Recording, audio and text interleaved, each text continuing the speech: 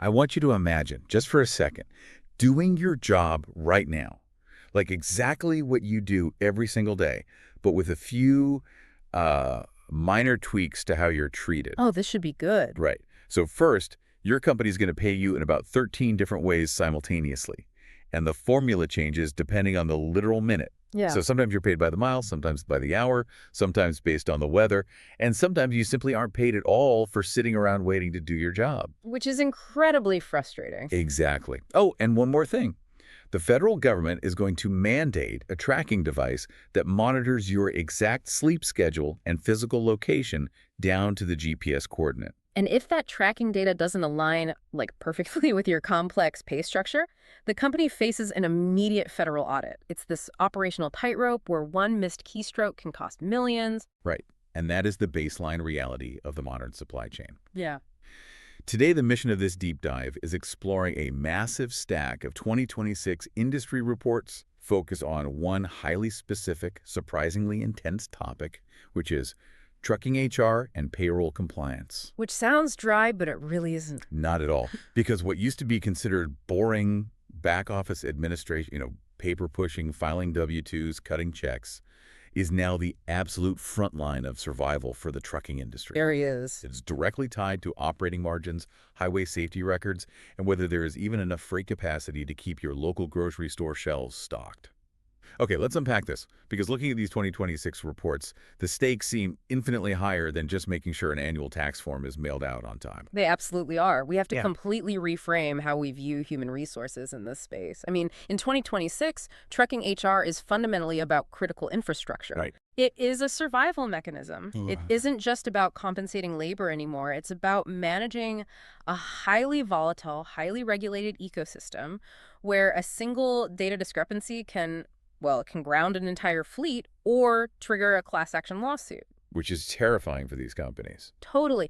And to understand the complex mechanics of how these drivers are actually paid, you first have to understand the sheer panic driving the industry to build these massive software systems in the first place. And that panic, from what I'm reading, is driven by a severe lack of human beings actually willing to sit behind the wheel. Yeah. I mean, the numbers in these reports are staggering. Yeah. In the U.S., the driver shortage is currently sitting right around 80,000 to 82,000 drivers. Which is a huge gap. Right. And the labor forecasts are warning that if the current wave of baby boomer retirements accelerates, we could blow right past 100,000 driver deficit in a matter of months. And the crisis completely ignores borders, too. Like, look up north and you'll see Canada facing a massive 15% shortfall in driver capacity. Yeah. In the third quarter of 2025 alone, Statistics Canada reported something like 11,600 completely vacant transport truck driver positions. Which leads to the most, I think, mind-bending statistic in this entire stack of research. Driver turnover at large fleets is hovering around 90%. Yeah, it's wild. And for some specialized carriers, it exceeds 150%. Just think about that for a second. I know, let that sink in. 150% turnover rate means a company is replacing its entire workforce and then replacing half of those replacements every single year. And the financial bleed of that cycle is just catastrophic. I bet. The average cost to hire a truck driver has now climbed to about $3,500 per single hire. Wow. That's roughly a 22% jump just since 2021, and that's accounting for recruiting ads, background checks, drug testing, and orientation pay. It's like running a high-performance engine with a severed fuel line. Yes. Perfect analogy. You're pumping $3,500 of high-octane fuel, the recruiting budget, essentially just to get the engine to turn over. But 90% of it spills onto the pavement before the truck ever leaves the lot. Exactly. You spend all this money to get a driver seated in the cab, and there is a massive statistical probability they're going to be gone within 12 months. Right. And even worse, the data shows that over 60% of candidates drop out after they've actually accepted the job offer. Yeah, that ghosting rate is huge. They just vanish because of onboarding delays or poor communication, or because a competing fleet offered them a larger sign-on bonus a day later. So why are they fleeing so quickly? What's fascinating here is that the core HR problem the industry faces isn't actually recruiting, it's retention. Okay. Everyone focuses on the hiring pipeline, pouring money into job boards, but the real crisis is the exit door. Right, fixing the leak. Exactly. The data points very clearly to why drivers are leaving. It's severe physical burnout, incredibly unpredictable home time, and crucially, deep compensation dissatisfaction. The pay. The pay. Drivers are increasingly rejecting low-paying freight environments, even when there are available pools of drivers holding commercial licenses.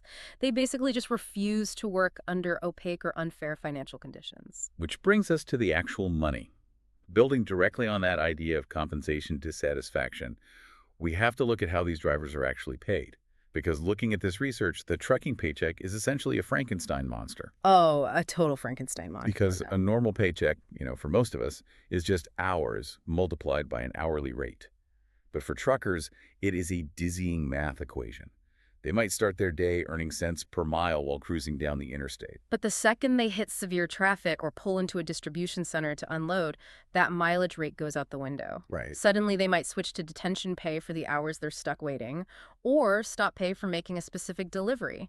And then you add in team driver splits if they're driving with a partner. Exactly. Safety bonuses, fuel efficiency bonuses, layover pay if they're stranded over a weekend. Yep. Cross-border premiums if they run freight into Canada. Mm-hmm. And hazard pay for navigating extreme weather. And remember, different operational models use completely different combinations of those rules. How so? Well, an over-the-road or OTR driver is going to have a very mileage-heavy paycheck with a lot of long-haul tracking. Okay. But a dedicated fleet-like drivers who run the exact same route for a major retailer every single day, they have stable schedules and might be paid mostly hourly. That makes sense. Less than truckload or LTL carriers are often unionized and heavily hourly. And then you have owner-operators who are essentially independent small businesses requiring complex settlement accounting instead of standard employee payroll. Let's actually pause here and deep dive into the mechanics of one specific item in that Frankenstein paycheck, which is per diem. Oh boy, per diem. Because this perfectly encapsulates how a supposed quote-unquote benefit can become a total trap. From what I'm reading, per diem in trucking is a non-taxable reimbursement for meals and incidental expenses while a driver is traveling away from home. Right. And on the surface, fleets heavily market this as a massive win-win. Sure. Say a driver earns, $60,000 a year. The fleet might classify $15,000 of that as per diem. For the driver, that lowers their taxable income to $45,000, which means their actual weekly take-home pay is noticeably higher. More money in the pocket. Exactly. And for the fleet, it drastically reduces their overall payroll tax burden. But the mathematical reality hits hard later on. Very hard. Because the IRS is scrutinizing these deductions heavily in 2026. If the documentation isn't perfect, it's an audit nightmare. And from the driver's perspective, it can totally backfire. Oh, absolutely. They get their W-2 at the end of the year, they go to a bank to apply for a mortgage, and the underwriter looks at their $45,000 taxable income and says, you don't make enough money to buy a house. Yep, it happens all the time. Not to mention, if that driver injures their back unloading a trailer, their legally mandated workers' compensation benefits are calculated on that artificially lowered $45,000 income. Exactly. They suddenly realize their safety net has been hollowed out because of a tax loophole. Which is exactly why modern payroll providers are now having to build and market these automated per diem compliance engines. Right. Humans just cannot calculate this manually across a fleet of 500 trucks without creating immense legal liability and accidentally ruining a driver's financial standing. Here's where it gets really interesting, though. Think about the psychological impact of all this variable pay. I compare a trucker's paycheck to putting together a 1,000-piece puzzle every 2 weeks. Oh, that's a good way to put it. Right. If one single piece is missing, say, the detention pay for that 3 hours they sat at a warehouse in Ohio didn't process because the dispatcher forgot to log a paper slip. You don't just get a slightly smaller picture. You get a completely infuriated driver who is already living paycheck to paycheck. And the mistrust forms instantly. I bet. Once a driver feels the back office is messing with their money, they are looking for the exit. That's why the analysts in these reports are stressing that payroll accuracy is no longer just an accounting function. It is your primary retention strategy. It's the whole ball game. Yeah, that $50 payroll error doesn't just cost the company a driver. It's the exact reason why the fresh produce section at your local grocery store is suddenly empty on a Tuesday. The supply chain doesn't break down because of broken trucks. It breaks down because of broken paychecks. Precisely. And that fragile W-2 is really just the tip of the iceberg. The moment that driver crosses a state line to deliver that load of produce, the entire math equation shatters because of conflicting state labor laws. Okay, let's break down the mechanics of overtime then, because this is genuinely legally perilous. In the U.S., many interstate drivers, meaning they cross state lines, are exempt from standard overtime pay under the federal motor carrier exemption. But intrastate drivers, those whose routes keep them entirely within a single state's borders, might actually qualify for overtime under the Fair Labor Standards Act, or FLSA. Right. And individual state laws are layering on top of this. The reports specifically call out California as having exceptionally strict rules that are completely upending how fleets operate. To comply with these state laws, the payroll systems must legally distinguish between an incredibly granular set of activities. The system has to track the literal minutes a driver spends in the sleeper berth versus time spent on duty but not driving, versus time doing yard work, dispatch labor, or crossover work on a warehouse floor. Yeah, it's intense. Wait, let me push back on this on behalf of you, the listener, because this sounds logistically impossible. It kind of is. Right. So if a driver simply crosses a state line, or if they decide to step out of the cab and help unload their own truck at a warehouse, their entire legal overtime status can flip in an instant. How does any human HR rep sitting at a desk in Nebraska keep track of a driver's sleeper berth time versus their yard work time in California without making a catastrophic legal mistake? Well, if we connect this to the bigger picture, the stark reality is that human HR reps can't do it alone anymore. They just can't. It is humanly impossible to track that manually. Older, fragmented payroll systems aren't just inefficient, they are massive legal liabilities. This complexity is forcing the entire industry to merge HR directly with the Department of Transportation's compliance networks. The truck itself is essentially a mobile data node now. Right, the compliance integration. Modern payroll has to directly connect with electronic logging devices, or ELDs. It has to pull hours of service records, driver qualification files, and ping the Federal Drug and Alcohol Clearinghouse. It also integrates with the driver's CSA score, which stands for Compliance, Safety, Accountability. It is essentially a federal safety report card tracking everything from speeding tickets to driving on worn tires. Okay, got it. The system reads that CSA score and automatically bumps a driver's pay rate if they maintain a flawless record, or sends compliance-triggered payroll alerts if they violate hours of service limits. Then you have the independent contractor risk. Regulators are relentlessly scrutinizing the owner-operator model. They're looking at the mechanics of control, like how much control a fleet has over a driver's schedule, who actually owns the truck, who assigns the routes, and whether drivers are forced into lease purchase programs. Yep, the misclassification issue. Right.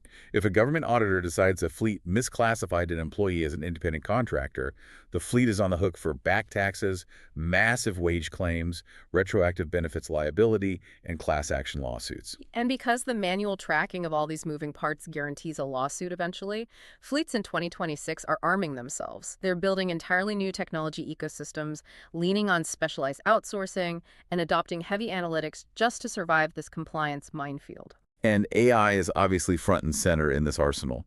Fleets are using AI for predictive turnover modeling and driver churn forecasting.